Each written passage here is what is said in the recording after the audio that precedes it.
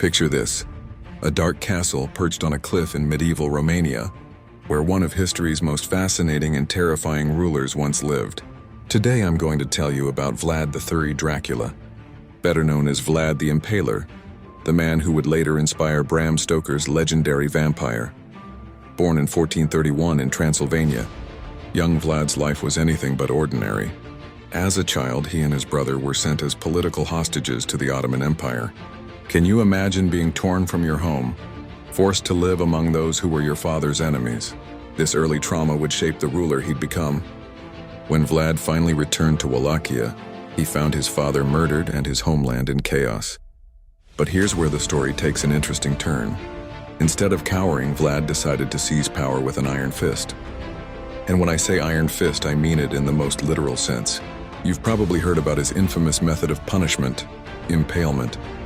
But what many don't know is that Vlad didn't just use this technique randomly. He saw it as a way to instill absolute terror in his enemies and maintain order in his kingdom. Legend has it that he once left a golden cup in a public square, and it remained untouched for days because people were too afraid to steal it. But here's the twist. While we remember him as a brutal tyrant, many Romanians actually consider him a hero. Why? Because he protected his people fiercely against Ottoman invasion, maintained order in a chaotic time, and showed absolutely no tolerance for corruption. He might have been cruel, but he was cruel to everyone equally, nobles and peasants alike. One of the most famous stories about Vlad involves Ottoman ambassadors who refused to remove their turbans in his court, claiming it was against their custom. Vlad's response? He had their turbans nailed to their heads. Dark humor, medieval style. The irony of Vlad's legacy is that while he fought his entire life to be feared and respected as a ruler, he's now remembered as something entirely different, the inspiration for Count Dracula.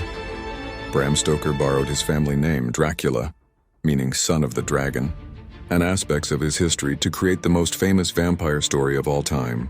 Today, if you visit Romania, you can still see Vlad's castle, Ponari Castle, standing as a testament to this complex historical figure. Was he a hero or a villain? A protector or a monster? Perhaps he was both.